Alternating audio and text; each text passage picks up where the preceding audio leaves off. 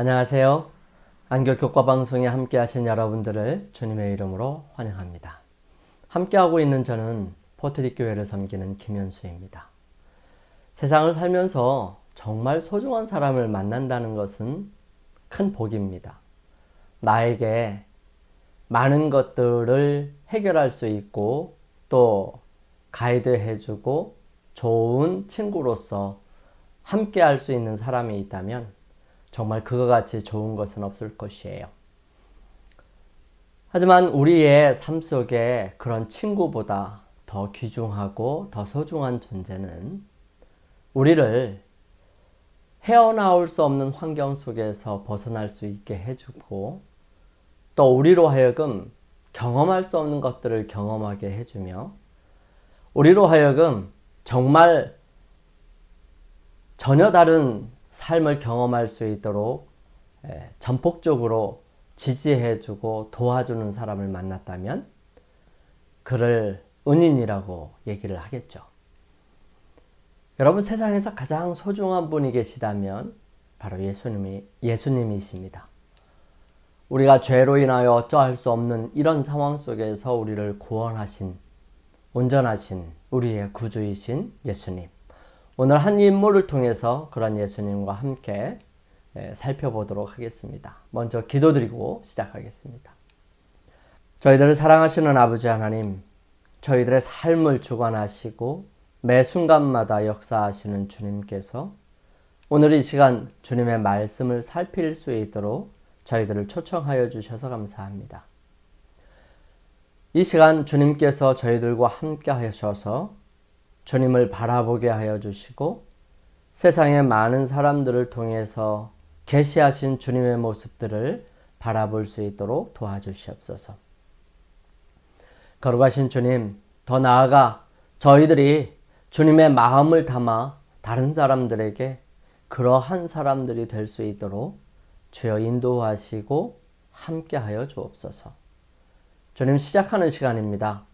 마치는 시간까지 주님께서 함께하여 주시고 오늘도 주님께 간절한 마음으로 기도드리는 주님의 사랑하는 자녀들 기억하여 주셔서 주님의 이름으로 주님의 능력으로 주님의 사랑으로 세워주시고 붙드셔서 온전히 주님을 발견함으로 감사의 삶이 시작될 수 있도록 인도하여 주옵소서.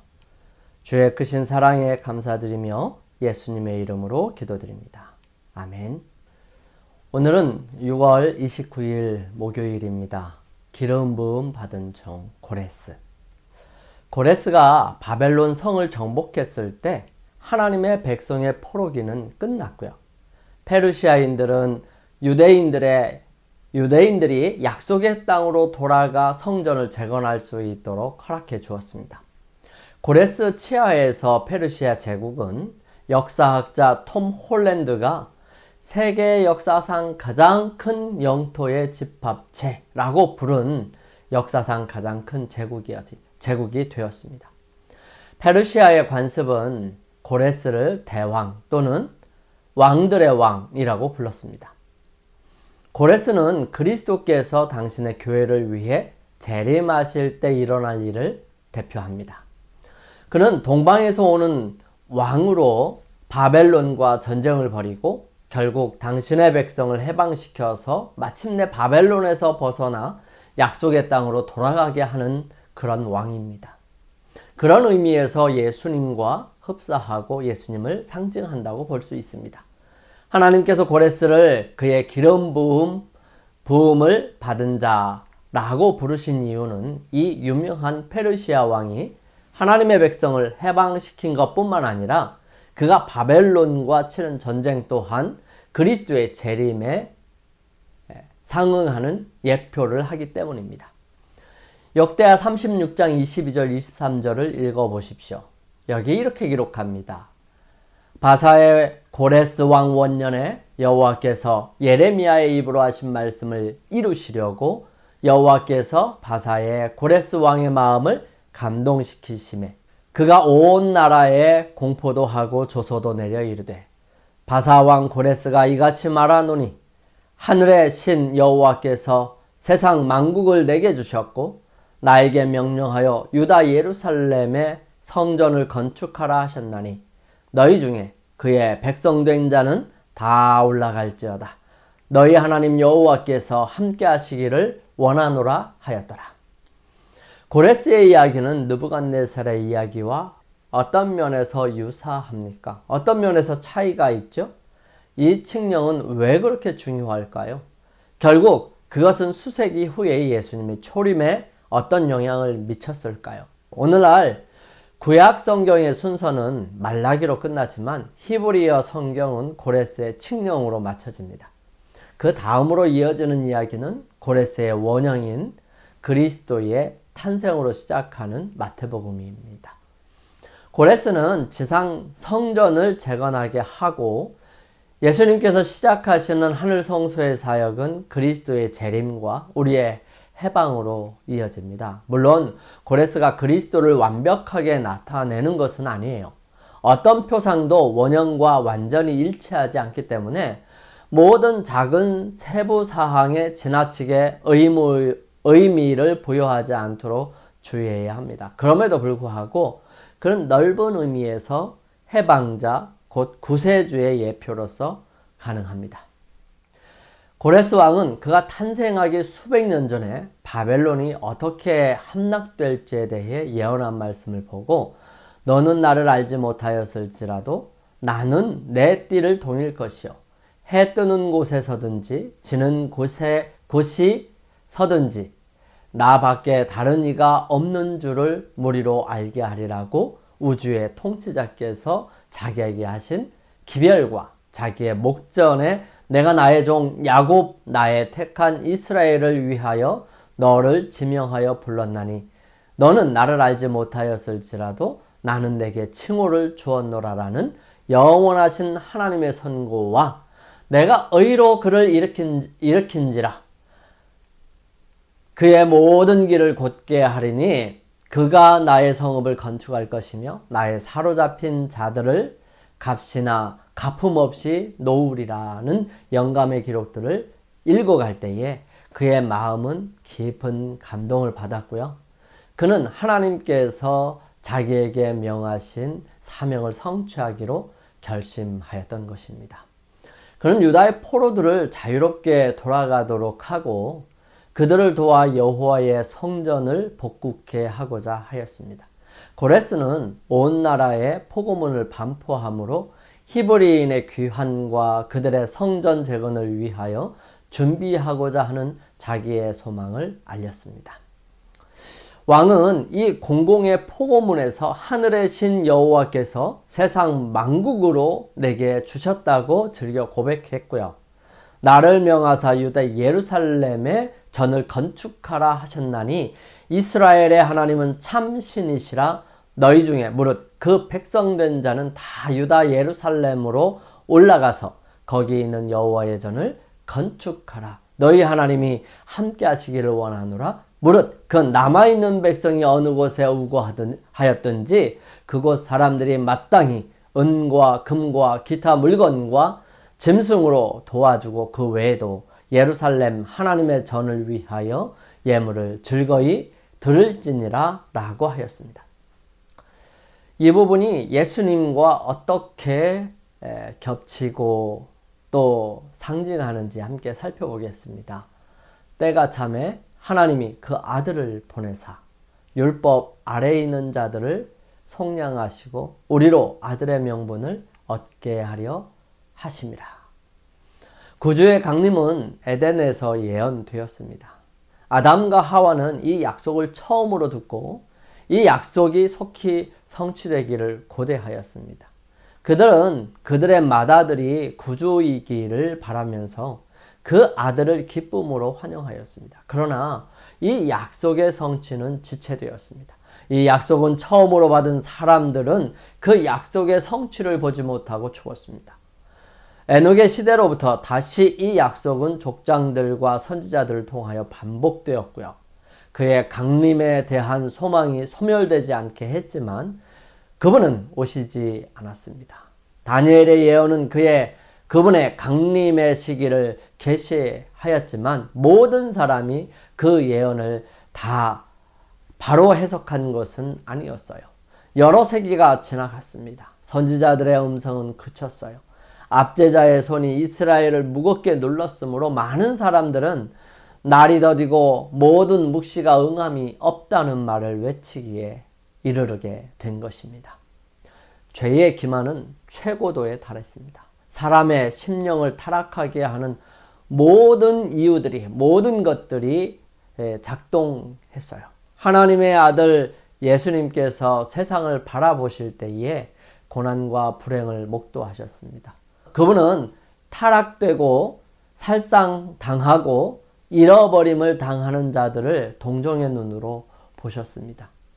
그들은 미혹되고 기만을 당하여 영원한 멸망, 곧 다시 살 희망이 없는 사망, 아침에 다시 오지 않은 밤을 향하여 이동하는 음울한 행렬 속에 끼어 있었습니다. 사단의 대리자들이 사람과 결탁되었어요. 하나님이 거하실 성전으로 지음을 받은 사람의 몸은 악마의 거처가 되었습니다. 사람의 감각, 신경, 감정 및 기관이 비루한 정욕에 방종을 행하는 일에 초자연적 대리자들로 말미암아 움직여졌어요. 악마의 인이 사람들의 얼굴에 찍혀 있었습니다. 사람의 얼굴은 그들을 사로잡은 악의 군대들의 표정을 반사하였습니다. 세상의 구주께서 보신 광경이 이러하였습니다. 무한히 정결하신 그분이 보실 때의 그 광경은 어떠했을까요? 참혹하셨을 것입니다. 참혹하였을 것입니다. 죄는 하나의 과학이 되었어요. 부도덕은 종교의 한 부분으로 성별되었습니다. 더럽고 멀리해야 할 것들이 신성시되고 귀중하게 여기고 새롭게 그들의 마음을 끄는 매혹적인 것으로 둔갑하고 말았던 것입니다.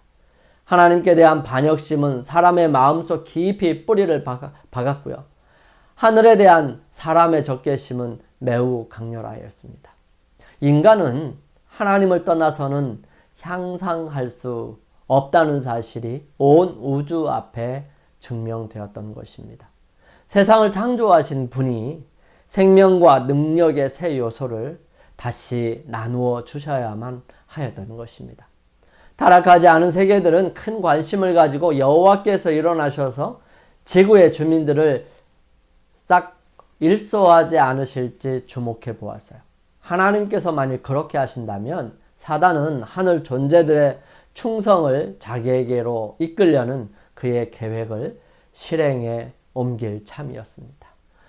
자기의 뜻대로 하는 사람들은 하나님과 다르게 자기는 그렇게 하지 않을 것이라고 하는 반대적인 입장으로 많은 사람들을 미혹할 것이었습니다. 사단은 하나님의 정부의 원칙상 용서는 불가능하다고 선언했었습니다. 만약 하나님께서 세상을 멸망시키셨더라면 사단은 자기의 비난이 진실임이 판명되었다고 주장하였을 것입니다. 사단은 언제나 하나님을 비난하고 자기의 반역을 하늘 세계에 퍼뜨리려고 하였습니다. 그러나 하나님께서는 세상을 멸망시키는 대신에 세상을 구원하시려고 그의 아들을 보내셨습니다. 비록 이방 나라 각 지방에서 타락과 하나님께 대한 멸시를 볼 수 있었을지라도 그것을 회복할 길이 준비되었습니다. 사단이 승리를 한 듯이 보이는 바로 그 위기의 때에 하나님의 아들께서 하늘의 은혜의 사명을 가지고 이 땅에 오셨던 것입니다. 각 시대를 통하여 매 시간마다 하나님의 사랑이 타락한 인류에게 행사되어 왔었습니다. 사람들의 완악함에도 불구하고 은혜의 표징들은 끊임없이 나타났었습니다. 때가 찼을 때에 구속의 경륜이 성취될 때까지 결코 방해되거나 철회되지 않을 치료하는 은혜의 홍수를 세상에 부어주심으로 말미암아 하나님께서 영광을 받으셨습니다. 사단은 사람이 가졌던 하나님의 형상을 저하시키는 일에 성공한 것을 심히 기뻐하고 있었습니다. 그때에 예수님께서 조물주의 형상을 사람에게 회복시키시려고 오셨던 것입니다. 죄로 말미암아 파괴된 품성을 다시 새롭게 형성하실 수 있는 분은 오직 그리스도밖에 없었습니다. 그분은 사람의 의지를 지배해 온 악마들을 쫓아내시려고 오셨어요. 그분은 우리를 진토에서 건져내어 손상된 품성을 당신의 거룩하신 품성을 따라 재형성하시고 그 품성을 당신의 영광으로 아름답게 만드시기 위하여 오셨습니다. 이 얼마나 놀라운 일일까요? 우리를 사랑하셔서 정말 사단에게 끌려 죽을 수밖에 없는 그런 상황 속에서도 그분이 대신 죽으시고 우리를 살게 하셨던 그 놀라운 사랑을 우리는 이 시간 다시 한번 생각해 볼 수 있었으면 좋겠어요. 영감의 교훈입니다. 고레스가 받은 감화. 하나님은 다니엘이 사자굴에서 구원받은 사실이 고레스 대왕의 마음에 좋은 인상을 주도록 하셨다. 선견지명의 능력이 있는 정치가로서 하나님의 사람의 훌륭한 특성이 바사의 통치자로 하여금 특별한 존경심을 나타내고 그의 판단을 높이게 하였다. 그리고 하나님이 예루살렘의 성전을 재건하게 하리라고 말씀하신 바로 그때 하나님은 고레스로 하여금 다니엘이 잘 알고 있던 자신에 관한 예언을 깨닫고 그의 대리자로서 유다 백성에게 자유를 허락하도록 감동시키셨다. 선지자왕 557페이지에 있는 말씀이에요. 우리 함께 기도드리겠습니다. 저희들을 사랑하셔서 아들을 보내셔서 죽기까지 사랑하신 그 사랑을 보여주신 아버지 하나님, 그 은혜를 인하여 감사를 드립니다. 이 세상에서 죄의 나라를 무너뜨리고 본향으로 가게 하시겠다는 참된 왕 예수님의 약속을 인하여 감사를 드립니다. 우리는 고향을 잊고 자꾸 바벨론에 눌러 앉으려고 하기도 합니다. 약속하신 하늘나라를 사모하게 하시며 소망에 굳게 서도록 우리를 인도하여 주옵소서. 그러므로 세상에 있는 것들을 버리고 오직 주님의 것을 선택할 수 있도록 인도하여 주옵소서. 저희들 사랑하시는 예수님의 이름으로 감사하며 기도드립니다. 아멘.